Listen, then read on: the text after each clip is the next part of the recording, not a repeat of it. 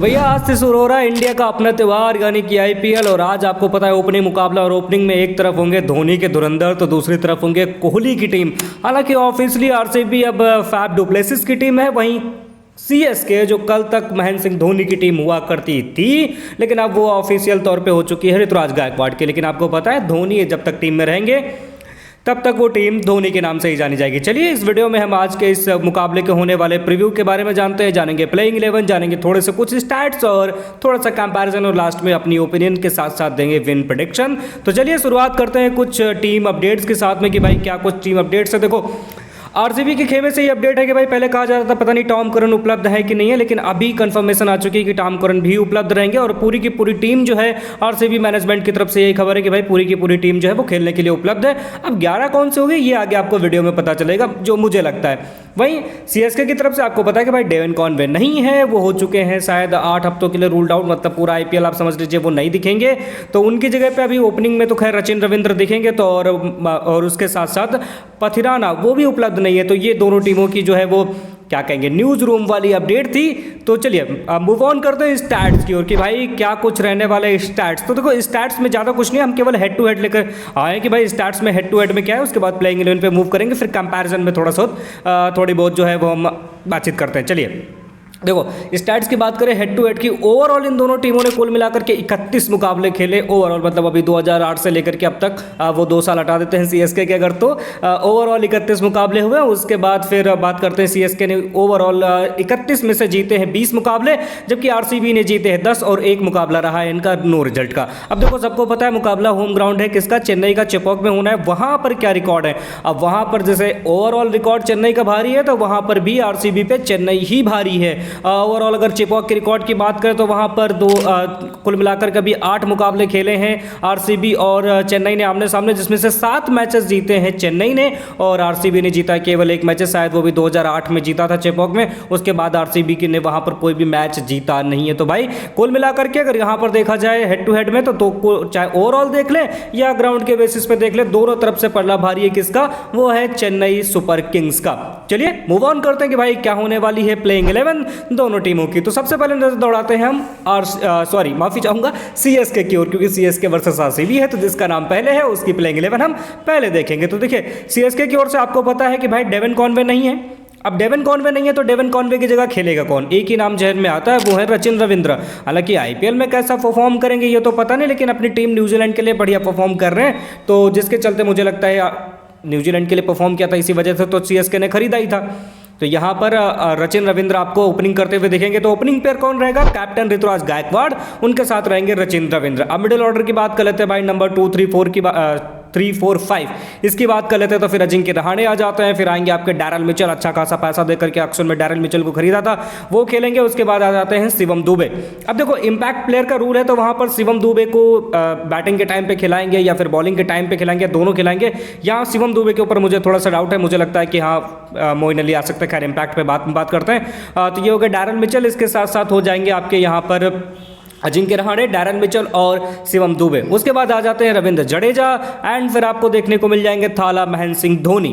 और फिर और थोड़ा सा लोअर ऑर्डर की ओर चलते हैं, तो वहां पर शार्दुल ठाकुर, दीपक चहर, महेश तीछड़ा और तुषार देशपांडे। देखो तुषार देशपांडे को मैंने शामिल किया इस वजह से क्योंकि बीता सीजन भले ही देखो खराब रह रहा हो, लेकिन इस सीजन डोमेस्टिक में काफी अच्छा कर रहे हैं तुषार देशपांडे, चाहे वो रन बनाने में के मामले में हो चाहे विकेट लेने के मामले में, तो बढ़िया कर रहे हैं। तो और वैसे भी बीता पूरा सीजन जो है वो चेन्नई सुपर किंग्स ने तुषार देशपांडे पे भरोसा दिखाया था, तो मुझे लगता है हो सकता है, क्योंकि स्पिन फ्रेंडली पिच है और आप कहेंगे कि भाई तुषार देशपांडे तो फास्टर है, लेकिन आपको 2 फास्ट गेंदबाज तो खिलाने ही पड़ेंगे।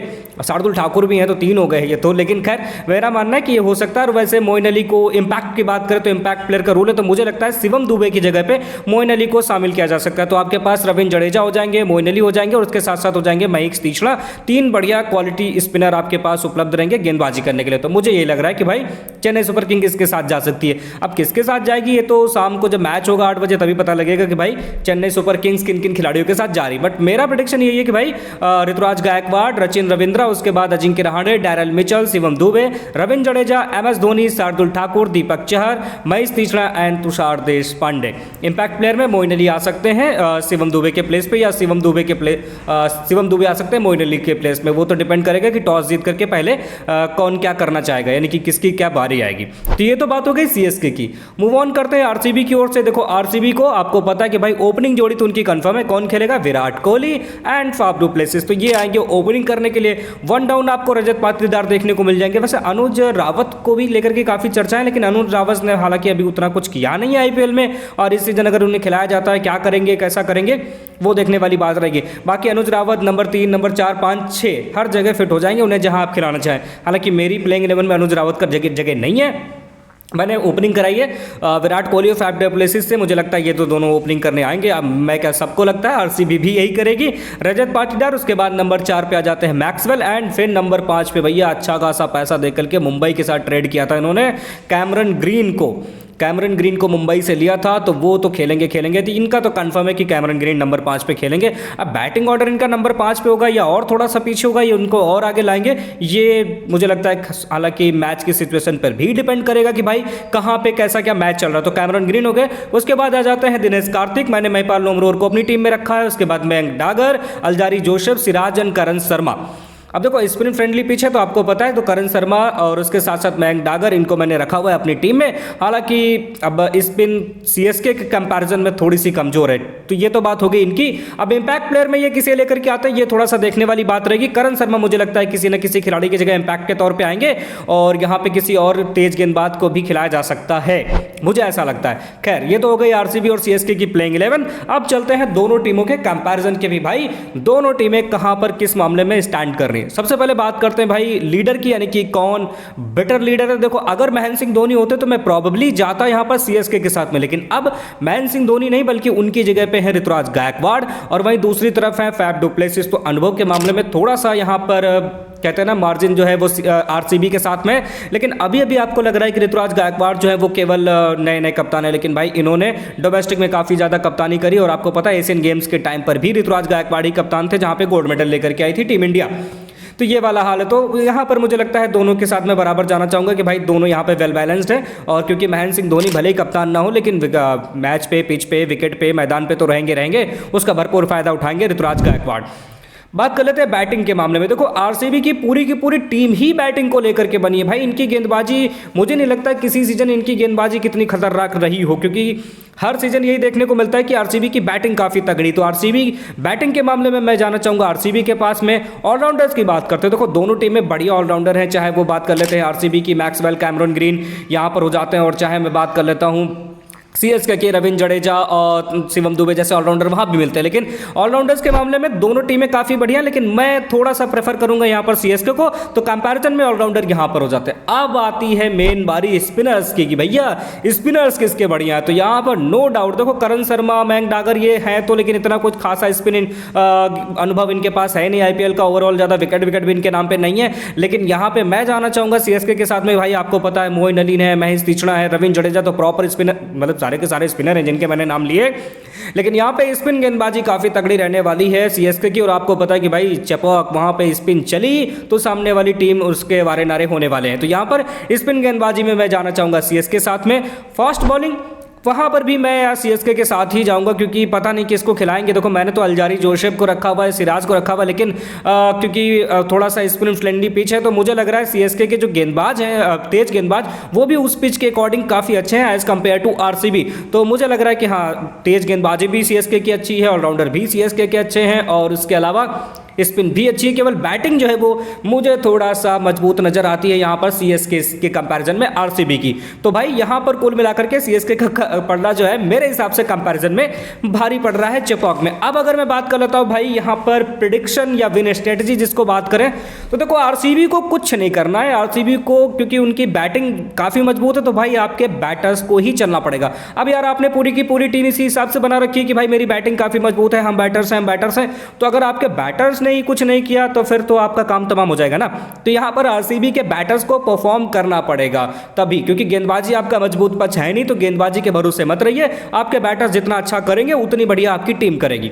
अब बात करते हैं सीएसके की। तो सीएसके तो यही चाहेगी कि भाई हमारी गेंदबाजी मजबूत है, और यही चाहेंगे कि भाई आरसीबी की बल्लेबाजी ना चले, क्योंकि अगर आरसीबी की बल्लेबाजी चलती है तो फिर सीएसके जाहिर सी बात है भाई वो वही क्या कहेंगे सीएसके हार सकती है, लेकिन आरसीबी के बल्लेबाजों को रोकना पड़ेगा सीएसके को, और सीएसके यही चाहेगी। तो विन स्ट्रेटजी दोनों की यही है कि भाई एक तरफ जहां आरसीबी उसकी मजबूत बल्लेबाजी है तो दूसरी तरफ सीएसके जहां उसकी मजबूत गेंदबाजी है। अब बात करते हैं विन प्रेडिक्शन की। देखो विन प्रेडिक्शन में मेरा मानना है फैफ डु प्लेसिस और ऋतुराज गायकवाड़ ये 50+ स्कोर करेंगे।